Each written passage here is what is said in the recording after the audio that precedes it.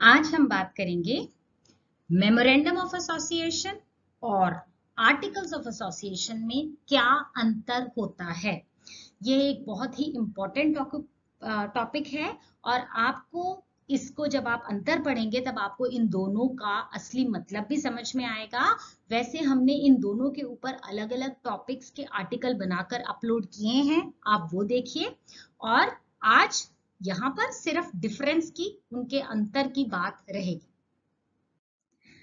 देखिए, articles of association और memorandum of association का कुछ मायने आप इस फोटो से निकाल सकते हैं। जो आर्टिकल्स ऑफ एसोसिएशन है वो एक ऐसा डॉक्यूमेंट है जो कंपनी के अंदर के बारे में ही बात करेगा। कंपनी के अंदर कौन कौन से एम्प्लॉइज हैं, उनका आपस में रिलेशन कैसा रहना है। अगर उनका आपस में कुछ मनमुटाव, जिसको कॉन्फ्लिक्ट बोलते हैं, हो जाता है, आर्गुमेंट हो जाता है, वाद विवाद हो जाता है, लड़ाई झगड़ा हो जाता है, तो उस केस में कंपनी ने क्या करना है, ये सब आपको आर्टिकल्स ऑफ एसोसिएशन बताएगा। एक कंपनी को चलाने के लिए डेली की डे टू डे एक्टिविटीज माने रोजमर्रा के जो काम है उनको कैसे चलाना है, उनके बारे में क्या गाइडलाइंस हैं, ये सारा आर्टिकल्स ऑफ एसोसिएशन ही बताता है। और जो मेमोरेंडम की बात है, देखो ये तो हो गई हमारी एक कंपनी, उसके बाहर के लोगों के साथ वो कंपनी कैसे डील करेगी। बाहर के लोग कौन हो सकते हैं? वो हो सकते हैं जिसको कंपनी ने माल बेचना है, वो हो सकते हैं जिससे कंपनी ने माल खरीदना है, सामान खरीदना है। लोन देने वाले लोग भी बाहर के लोग हो जाएंगे। कहने का मतलब कंपनी के अंदर की बातें जो हैं वो मेमोरेंडम में नहीं आती हैं।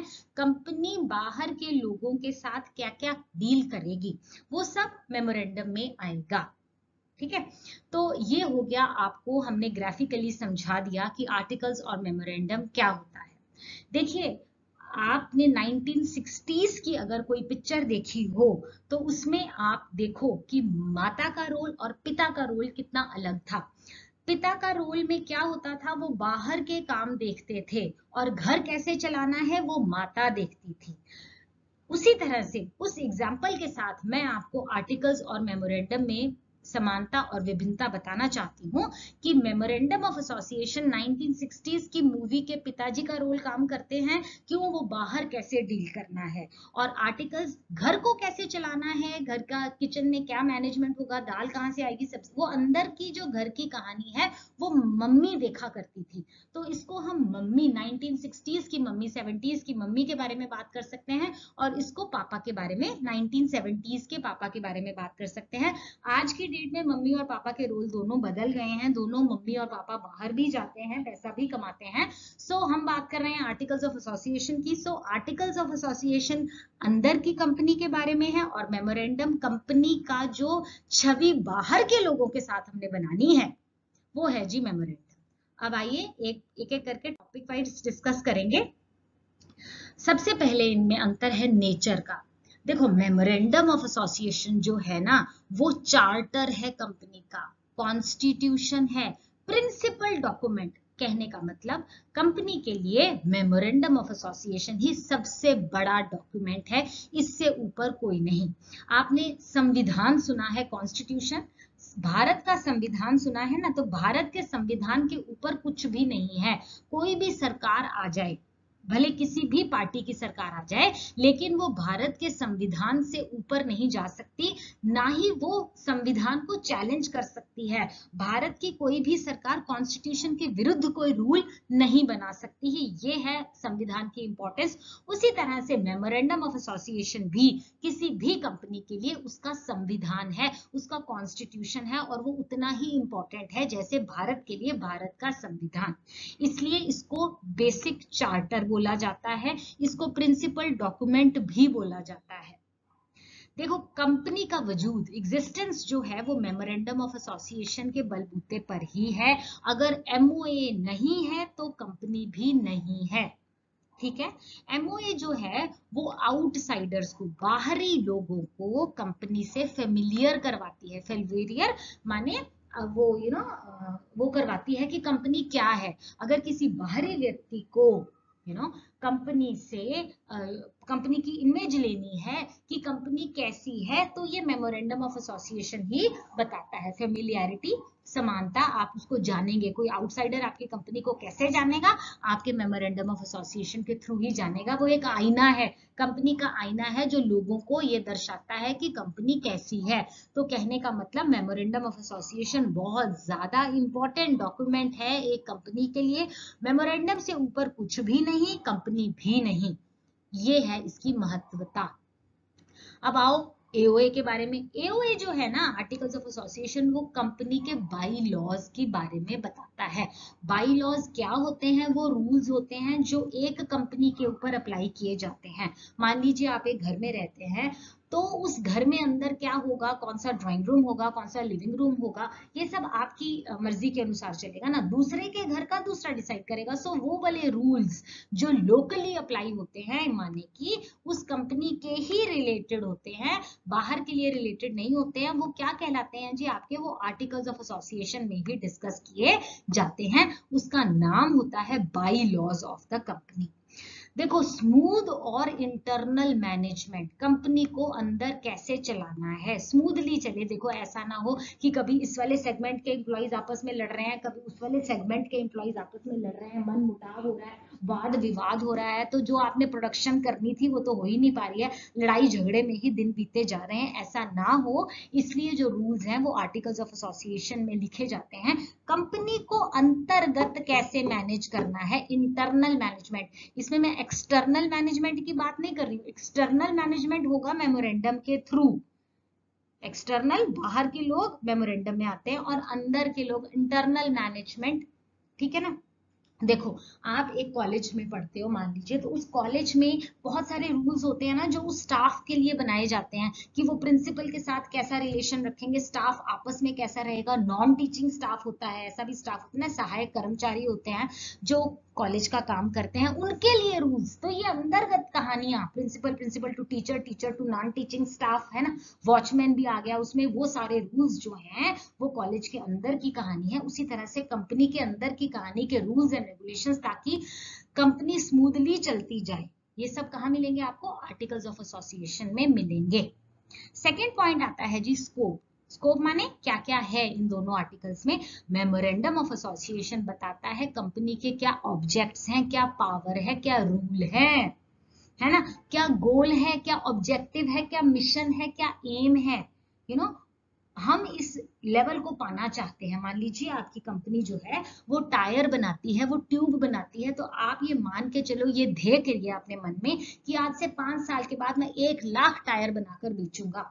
तो ये क्या है? ये मेरा गोल है कंपनी का। तो इस तरह के गोल्स और ऑब्जेक्टिव्स जो हैं वो मेमोरेंडम ऑफ एसोसिएशन में साफ साफ लिखे जाते हैं।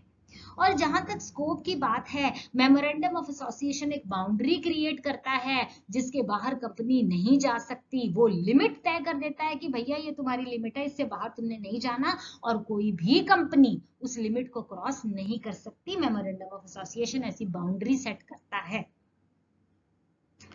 आर्टिकल्स की बात करो तो वो रूल्स और रेगुलेशंस तो बताता है, लेकिन क्या बताता है? डे टू डे ऑपरेशंस के लिए, रोजमर्रा का काम कंपनी का कैसे चलने वाला है। प्रोडक्शन कंपनी है तो वो कैसे काम करेगी अंतर्गत, ये बताएगा आर्टिकल्स ऑफ एसोसिएशन। ये बताता है कि स्मूथली, बड़े आराम से, बड़े सीधे तरीके से आपकी कंपनी चलती रहे, उसमें कोई प्रॉब्लम ना आए।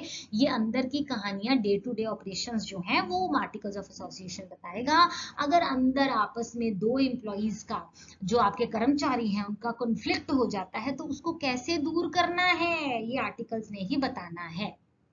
थर्ड पॉइंट आता है जी हमारा स्टेटस। कितना इंपॉर्टेंट है ये दोनों डॉक्यूमेंट? तो जो ये मेमोरेंडम है ना, ये फंडामेंटल डॉक्यूमेंट है, सबसे बड़ा, सबसे इंपॉर्टेंट।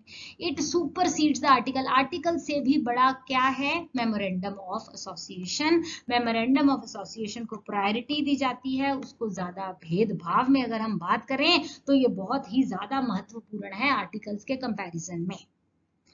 तो जो आर्टिकल्स है वो एक सप्लीमेंट्री डॉक्यूमेंट है। सप्लीमेंट्री माने इसके साथ मिलकर ही इसकी ज्यादा इंपॉर्टेंस है, मेमोरेंडम के बिना इसकी इंपॉर्टेंस नहीं है। आप जब छोटे क्लास में पढ़ते तो आपने सप्लीमेंट्री एंगल्स किए होंगे जो मिलकर 180 डिग्री का टोटल बनाते थे। उसी तरह से ये सप्लीमेंट्री डॉक्यूमेंट है, आर्टिकल्स ऑफ एसोसिएशन मेमोरेंडम के साथ मिलकर काम करता है। ये उसके ऊपर नहीं है, आर्टिकल्स ऑफ एसोसिएशन उसके नीचे है। मैं ये नहीं कह रही कि आर्टिकल्स ऑफ एसोसिएशन इंपॉर्टेंट ही नहीं है। देखो रोजमर्रा के काम के लिए तो आर्टिकल्स ऑफ एसोसिएशन ही काम आएगा, लेकिन क्योंकि हम बात कर रहे हैं इन दोनों के डिफरेंस की, इन दोनों की असमानता की, तो महत्व किसका ज्यादा है? मेमोरेंडम ऑफ एसोसिएशन का महत्व ज्यादा है। देखो जी, साफ है कि एओए जो है आर्टिकल्स ऑफ एसोसिएशन वो उसकी रिप्लेस नहीं कर सकता। ऐसा नहीं हो सकता कि यार मेमोरेंडम को छोड़ो आर्टिकल्स की बात सुन लो। नो नो नो नो, बात सुनी जाएगी। मेमोरेंडम जो कह रहा है वही इंपॉर्टेंट है, वही महत्वपूर्ण है। एओए आर्टिकल्स ऑफ एसोसिएशन किसी भी स्थिति में उसको कॉन्ट्राडिक्ट नहीं कर सकता। कॉन्ट्राडिक्ट माने वो कुछ और कह रहा है, वो कुछ और कह रहा है, ऐसा नहीं हो सकता। एओए को एमओए के अंडर ही चलना पड़ेगा। जैसे मेमोरेंडम कह रहा है एओए को वैसी ही बात करनी पड़ेगी। आपको आर्टिकल्स वैसे ही बनाना पड़ेगा जैसा मेमोरेंडम में लिखा है, उसके कहे के अनुसार ही चलना पड़ेगा। देखिए, आपके पास कोई यूनिवर्सिटी है, आप एक यूनिवर्सिटी चला रहे हैं, उसमें एक होता है प्रेसिडेंट और एक होता है वाइस प्रेसिडेंट। तो ऐसे तो नहीं होता ना कि प्रेसिडेंट कुछ और कहेगा, वाइस प्रेसिडेंट कुछ और कहेगा, ऐसे नहीं होता ना। Vice president has to obey जो प्रेसिडेंट ने रूल सेट कर दिया है ना। ऐसा नहीं है कि वाइस प्रेसिडेंट की कोई इंपॉर्टेंस ही नहीं है, ऐसे नहीं होता। बट आपको वो सबॉर्डिनेट है तो आपको उसको इंपॉर्टेंस देकर ही चलना पड़ेगा। वाइस प्रेसिडेंट को प्रेसिडेंट की बात माननी ही पड़ेगी। उसी तरह से आर्टिकल्स ऑफ एसोसिएशन को मेमोरेंडम ऑफ एसोसिएशन की बात माननी ही पड़ेगी। उसको कॉन्ट्रडिक्ट नहीं कर सकते, उसको गलत साबित नहीं कर सकते हैं।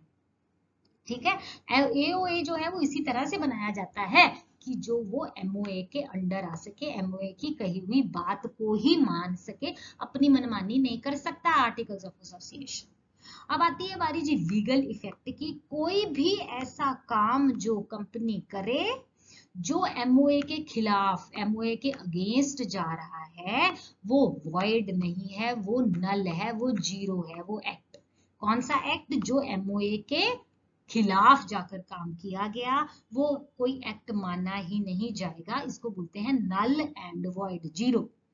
और ऐसे किसी भी काम को करेक्ट नहीं किया जा सकता। अगर आपने एमओए के विरुद्ध जाकर कंपनी ने कोई काम कर लिया है तो उसकी करेक्शन पॉसिबल ही नहीं है।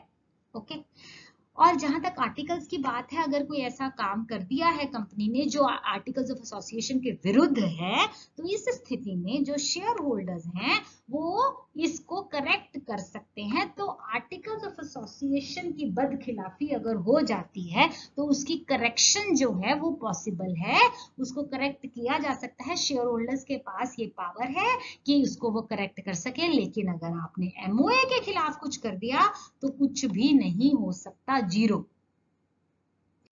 आगे आइए जी, बात हो रही है कंपल्शन की। कंपल्शन मतलब कंपल्सरी जिसको बोलते हैं। तो जो एमओए है उसका बनाना, उसका प्रिपेयर करना और आरओसी रजिस्टर ऑफ कंपनीज के पास फाइल करना कंपल्सरी है, लाजमी है। आप इस एमओए को बनाने से बच नहीं सकते। अगर आपने कंपनी फॉर्मेट में आना है तो एमओए को बनाना ही पड़ेगा, इसके बिना आप कंपनी नहीं बना सकते। इट इज लाजमी, इट इज इंपॉर्टेंट, इसके बिना बात नहीं बनेगी। तो जहां तक एओ की बात है वो देखो वो लाजमी नहीं है, कंपलसरी नहीं है। अगर कोई कंपनी आर्टिकल्स ऑफ एसोसिएशन बनाना चाहती है तो मोस्ट वेलकम, आप अपनी मर्जी से अपनी इच्छा अनुसार एओए बना सकते हो। लेकिन अगर कोई कंपनी लेजी हो रही है या मन नहीं है या बनाना नहीं चाहती तो कंपनीज एक्ट में एक टेबल एफ दिया हुआ है, आप इसी को ही अपना आर्टिकल्स ऑफ एसोसिएशन मान लीजिए, वो भी अलाउड है। तो अगर आपने आर्टिकल्स ऑफ एसोसिएशन नहीं बनाया तो बाय डिफॉल्ट मतलब अपने आप table F of companies act आपका आर्टिकल्स बन जाएगा। तो कहने की बात ये आ गई कि मेमोरेंडम ऑफ एसोसिएशन कंपलसरी है, लाजमी है, उसके बिना गुजारा नहीं है। और आर्टिकल्स ऑफ एसोसिएशन अगर नहीं बनाना चाहते बच्चे तो मत बनाए कंपनी, और टेबल एफ को ही अपना आर्टिकल्स मान ले। आगे बढ़ो, टॉपिक है रिलेशनशिप। ये जो मेमोरेंडम ऑफ एसोसिएशन है ये रिलेशनशिप की बात करता है कंपनी की आउटसाइड वर्ल्ड के साथ। आउटसाइड वर्ल्ड मतलब बाहरी दुनिया, बाहर की दुनिया के साथ कंपनी ने कैसे रिलेशन बनाने हैं। बाहरी दुनिया में आ गए जी आपके सप्लायर जो आपको माल सप्लाई करते हैं, आ गए वो कस्टमर, वो खरीदार जिनको आप माल सप्लाई करते हो, बैंक आ गया, कोई भी फाइनेंशियल इंस्टीट्यूशन आ गया जो आपको लोन देता है। कहने का मतलब बाहर की दुनिया, कंपनी से बाहर की दुनिया का रिलेशन जो है वो एमओए ही बताता है। इसका दूसरा नाम है डॉक्ट्राइन ऑफ आउटडोर मैनेजमेंट। ये एमसीक्यू के लिए बहुत इंपॉर्टेंट है। So it is called doctrine of outdoor management. और आर्टिकल्स ऑफ एसोसिएशन रिलेशनशिप बताता है कंपनी की अपने मेंबर्स के साथ। अंतर्गत रिलेशन क्या रहेगा एक कंपनी का उसके स्टाफ के साथ, उसके मेंबर्स के साथ। ये डिस्क्रिप्शन आपको कहाँ मिलेगा? आर्टिकल्स ऑफ एसोसिएशन में। और इसका दूसरा नाम क्या कहलाएगा? डॉक्ट्राइन ऑफ इनडोर मैनेजमेंट, अंदर घर की कहानियां। Okay, the last point is now alteration. Alteration होता है चेंज करना, आपने बदलाव करना है। तो क्या आप मेमोरेंडम ऑफ एसोसिएशन और आर्टिकल्स ऑफ एसोसिएशन में बदलाव कर सकते हो? देखो जी, मेमोरेंडम ऑफ एसोसिएशन में बदलाव जो है वो बहुत ही मुश्किल प्रक्रिया है, बहुत ही लंबा प्रोसेस है, आसान नहीं है। आपको अगर अपने मेमोरेंडम ऑफ एसोसिएशन में कोई चेंज करना है तो आपको सरकार की जो है अनुमति लेनी पड़ेगी। इसके बिना आप अपना मेमोरेंडम में बदलाव नहीं कर सकते। लेकिन ऑल्टरेशन ऑफ आर्टिकल्स में अगर आपने कोई चेंजेस करने हैं, कोई बदलाव करना है तो बहुत ही आसान और सिंपल सा प्रोसेस है। इसके लिए आपको सरकार की अनुमति लेने की जरूरत नहीं है। तो हमारा आज का आर्टिकल यहाँ खत्म होता है। आई होप मैंने आपको अच्छे से समझाया है। इससे रिलेटेड कोई डाउट हो तो प्लीज कमेंट सेक्शन में पूछ सकते हो। प्लीज मेरे चैनल को लाइक कीजिए और सब्सक्राइब कीजिए।